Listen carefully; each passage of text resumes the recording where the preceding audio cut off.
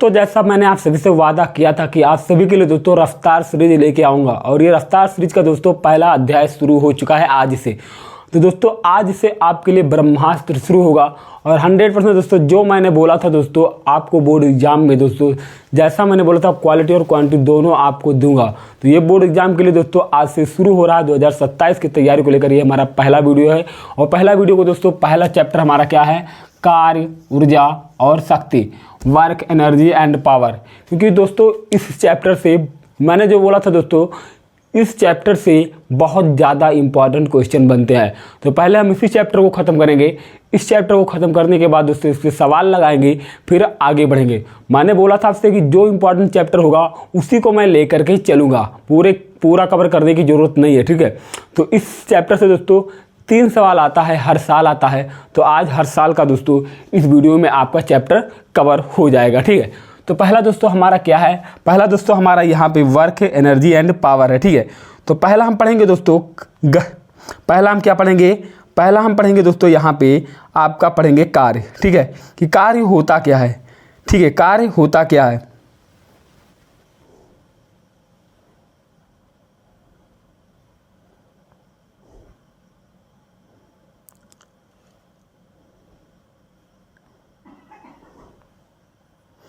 तो चलिए दोस्तों शुरुआत करते हैं, कार्य होता क्या है।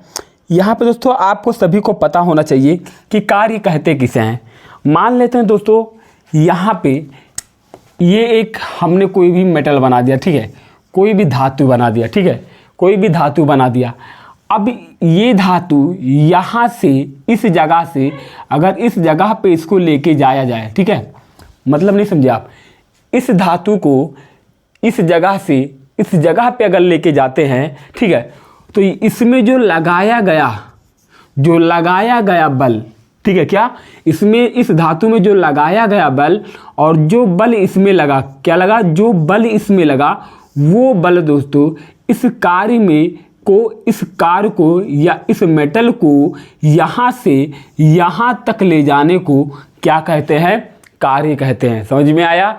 मतलब कि दोस्तों कोई भी मेटल यहाँ पे इस जगह पे रखा हुआ है और इस मेटल को इस जगह पे ले जाने के लिए जो भी दोस्तों चीज़ लगता है, जो भी बल लगता है, उसी को दोस्तों हम कार्य कहते हैं। समझ में आया कि कार्य किसे कहते हैं। तो दोस्तों ध्यान देना, एक एक पॉइंट आपको सब कुछ आपके दिमाग में फीड कर दूंगा, ठीक है। तो कार्य समझ में आ गया। अब दोस्तों यहाँ पे हम पढ़ेंगे, अगला हेडिंग हमारा होगा कि कार्य के क्या उद्देश्य होते हैं, ठीक है। अब यहाँ पे दोस्तों आप पहले देख लेते हैं कि कार्य के उदाहरण कौन कौन से होते हैं। तो कार्य के उदाहरण क्या हैं, कार्य के उदाहरण, ठीक है, कार्य के उदाहरण मोस्ट इंपॉर्टेंट है मेरे भाई। एक एक क्वेश्चन मैंने बोला था कि आपको जो भी करके कराऊंगा सब कुछ कराऊंगा, ठीक है। पहला, हम जमीन पर, पहला एग्जाम्पल है, हम जमीन पर, ठीक है, हम जमीन पर रखे एक बक्से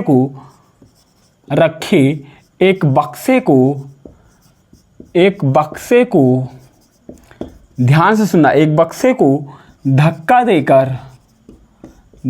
देकर, ठीक है, रखे बक्से को धक्का देकर आगे बढ़ाते हैं। क्या करते हैं, आगे बढ़ाते हैं, ठीक है, आगे बढ़ाते हैं। ये एग्जाम्पल है, ठीक है, समझ लेना। तो हम उस पर कार्य करते हैं, तो हम उस पर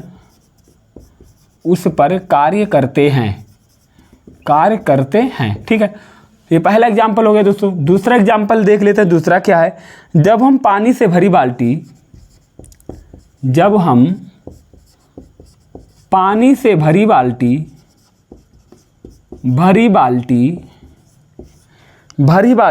को कुएं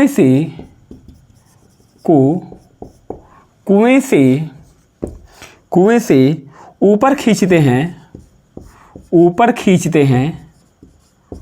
ऊपर खींचते हैं, तो ये किसका उदाहरण दोस्तों, कार्य का उदाहरण है, ठीक है। अगला तीसरा एग्जाम्पल, जब कोई व्यक्ति सीढ़ी पर चढ़ता है, जब कोई व्यक्ति सीढ़ी पर चढ़ता है,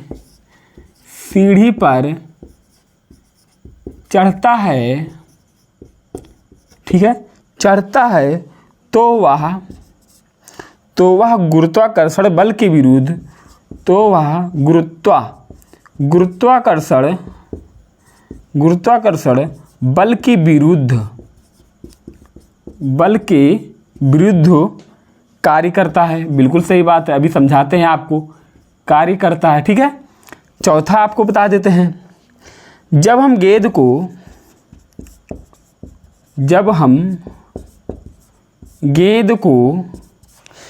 को ऊपर की ओर फेंकते हैं,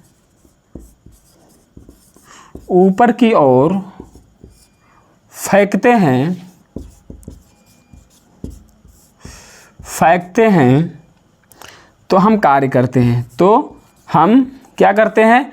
हम कार्य करते हैं, ठीक है। यहाँ पे दोस्तों मैंने 4 एग्जाम्पल आप सभी के लिए लिखाया है, और इस चारों एग्जाम्पल को आपको ध्यान देना पड़ेगा कि इस एग्जाम्पल में कह क्या रहा है। यही तो दोस्तों आपको पता चल जाएगा कि यहाँ पे एग्जाम्पल में पूछा क्या गया है, ठीक है। और कार्य कहते किसे हैं, यहीं पे आपको पता चल जाएगा।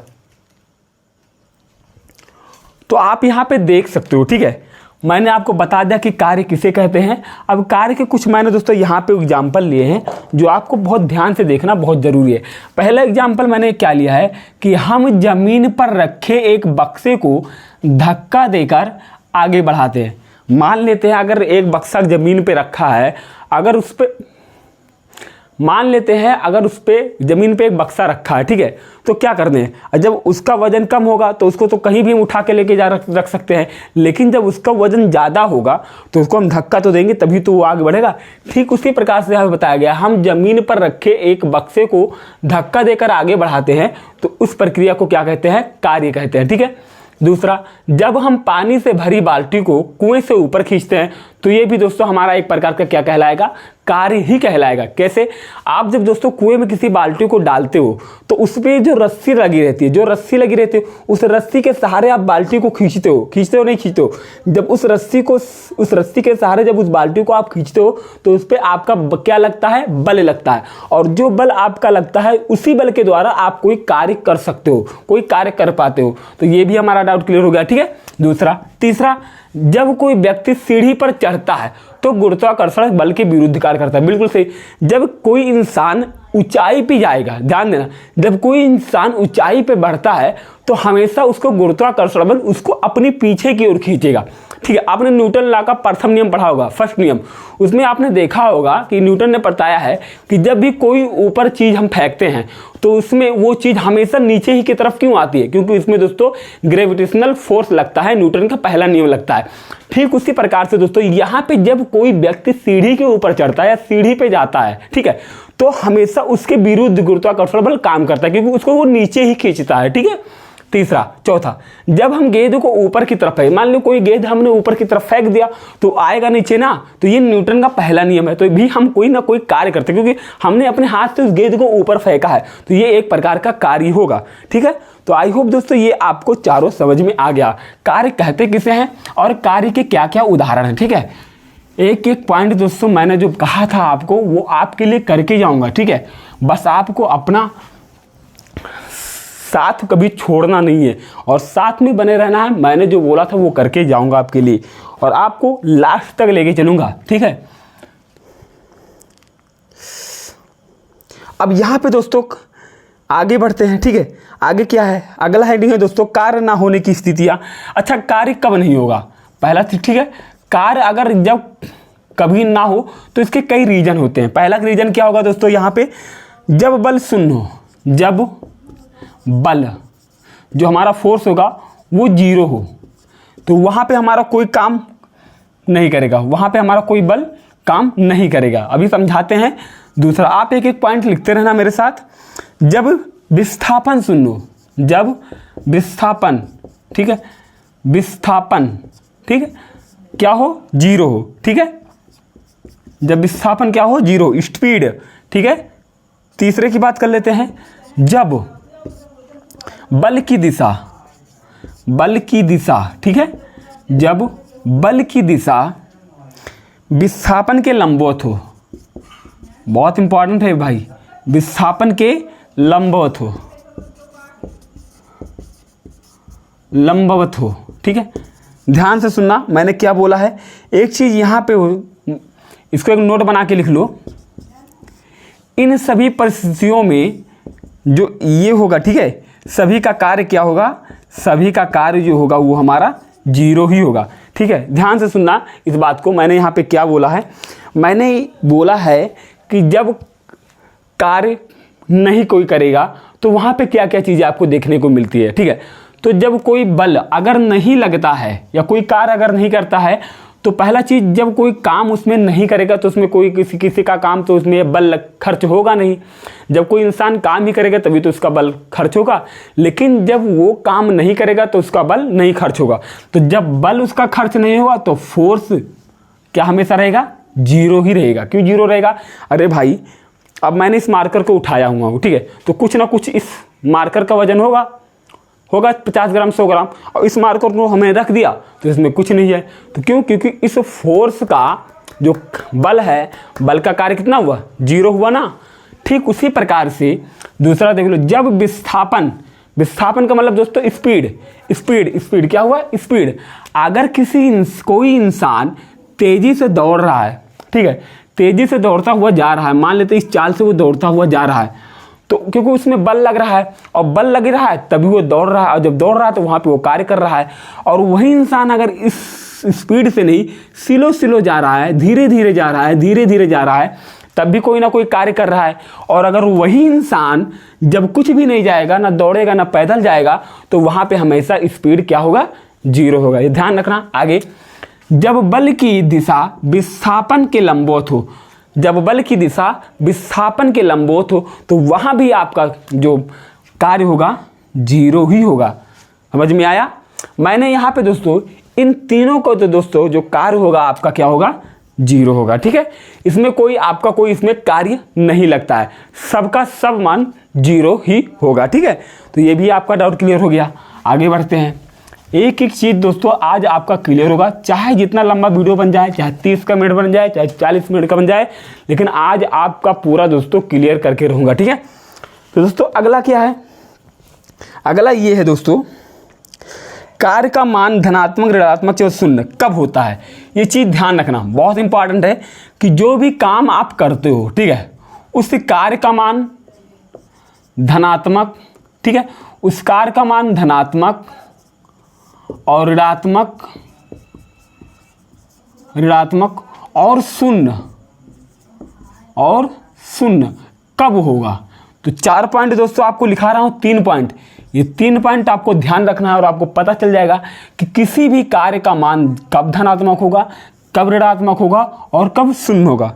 तो पहला दोस्तों, जब बल और विस्थापन, क्या, जब बल और विस्थापन, ध्यान से सुनना, जब बल और विस्थापन की दिशा समान हो, की दिशा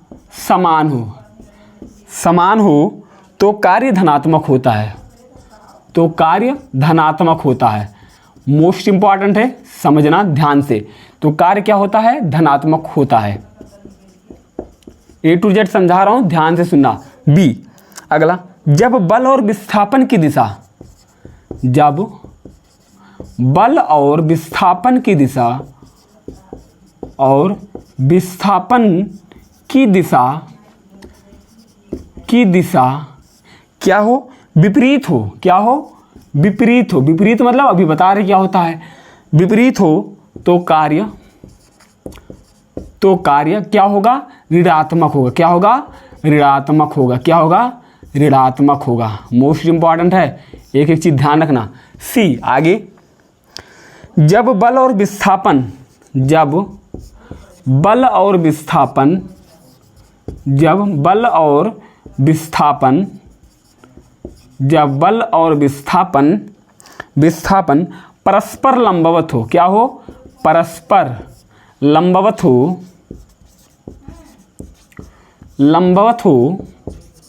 लंबवत हो तो कार्य शून्य होता है, तो कार्य शून्य होता है, शून्य होता है। ध्यान से सुनना, तो कार्य शून्य होता है।